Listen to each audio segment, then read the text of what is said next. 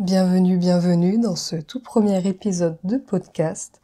On me réclame très souvent un podcast, surtout sur TikTok, quand je fais des récits sur la mythologie nordique et les Vikings.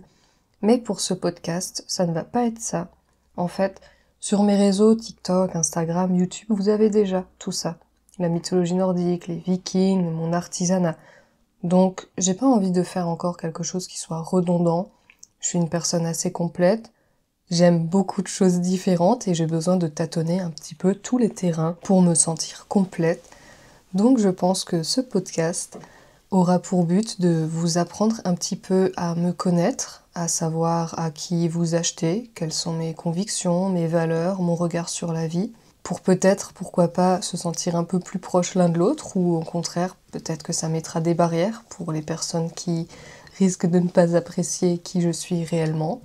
C'est pas grave, c'est à double tranchant, j'en ai longtemps réfléchi, et ma foi, j'ai quand même envie que vous sachiez qui se cache un peu derrière Viperticé, parce que c'est vrai que vous voyez ma boutique, vous voyez mes vidéos, vous voyez mes récits, mes explications sur les Vikings, etc. Mais au final, vous savez pas qui je suis, ce que j'ai traversé, ce que j'ai enduré, comment j'en suis arrivée là. Donc je me suis dit que ça pourrait être sympa, finalement, de faire un podcast plutôt un peu intime entre nous. Et moi, ça me dérange pas de vous dévoiler des morceaux de ma vie. Donc, ma foi, c'est parti.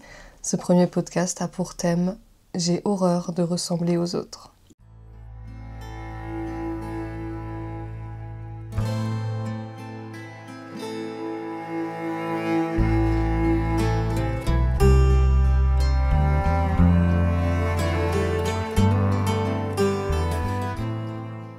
Est-ce que tu as déjà eu cette sensation étrange, celle de jamais vraiment coller aux cases prévues pour toi?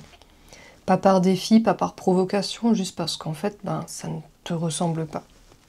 Moi, c'est quelque chose que je ressens depuis toujours.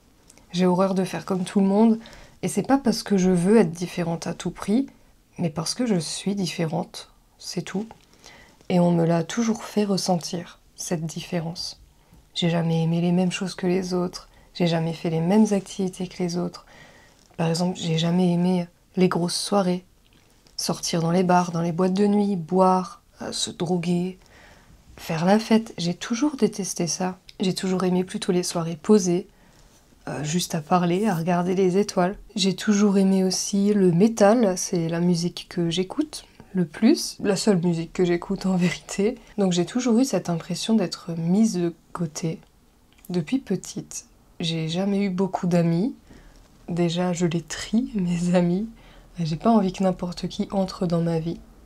Et puis, j'ai été harcelée pour ma différence au collège, parce que j'avais un style un peu gothique, on va pas se mentir. C'était la recherche d'identité à ce moment-là, et j'étais vraiment dans cette phase purement gothique, qui me convenait finalement, mais qui ne convenait pas aux autres. Je les appelais les petites bimbos du collège, avec beaucoup de maquillage, les cheveux plaqués, en général blond platine, et toujours le même style vestimentaire. C'était des copies, copier-coller, et elles étaient en bande organisée pour me harceler. Fort heureusement, ça ne m'a jamais atteint, parce que j'ai quand même une sacrée force de caractère, je trouve. Bien que je sois quelqu'un d'extrêmement sensible, je ne me suis pas laissée atteindre par ça.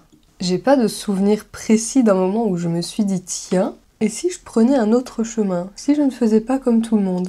En fait, c'était instinctif. J'ai toujours été comme ça. Mon style vestimentaire, mes goûts, mon style musical, ma façon de penser, ma façon de créer, tout en moi allait à contre-courant.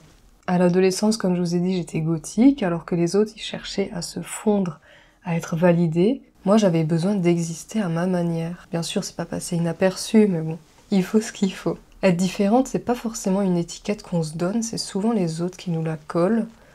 Donc en vérité, j'avais pas en moi cette envie d'être différente. C'est vraiment une étiquette qu'on m'a collée et que j'ai gardée. J'ai toujours été la fille bizarre. Et je le suis toujours à l'heure actuelle, je le sais. À l'heure actuelle, j'adore collectionner des pièces de taxidermie, je trouve ça incroyablement beau, la symbolique de redonner vie aux choses qui sont décédées ou qui sont vouées à la poubelle, comme les bijoux que je réutilise pour la seconde main.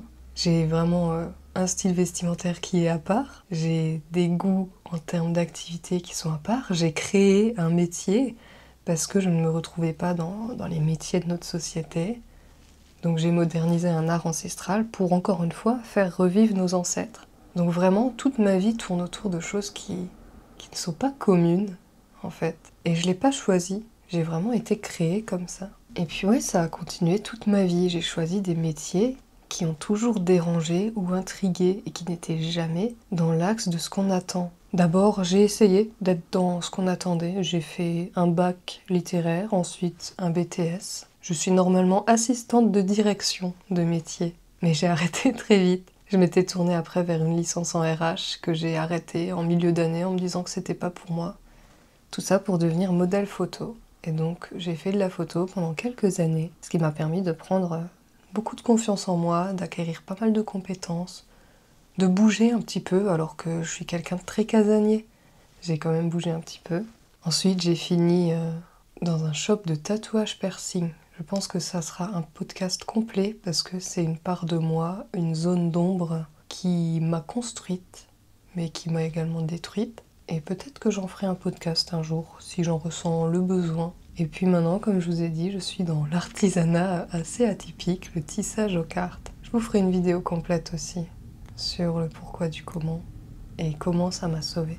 Aujourd'hui, je suis la seule dans le monde entier à faire ce que je fais, c'est-à-dire à moderniser le tissage aux cartes pour en faire des bijoux afin de faire revivre nos ancêtres.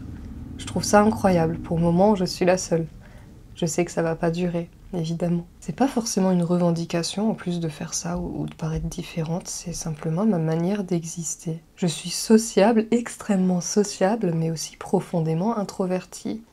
Je vis une grande partie de ma vie en solitaire. Je vais au resto seul, au cinéma seul. Je sors tous les jours faire des randonnées toute seule. J'ai besoin de me retrouver avec moi-même. Et dans le calme, de préférence. Pourtant, j'ai eu l'honneur d'inspirer d'autres femmes. Certaines m'ont confié que mon style, mon assurance leur avait donné le courage de s'habiller différemment et de sortir un petit peu des codes que la société leur imposait. De porter une robe longue avec un corset, de se sentir belle sans chercher à ressembler à une image instagrammable. Et ça, c'est peut-être la plus belle chose que m'ait apporté cette différence. Semer des graines de liberté.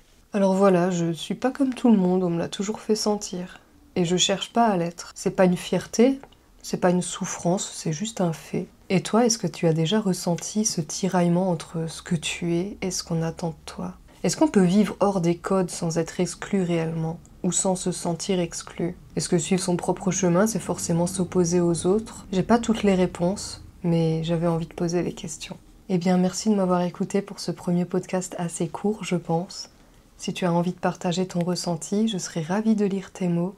Et surtout, souviens-toi, tu n'as pas à entrer dans une case qui n'a pas été taillée pour toi.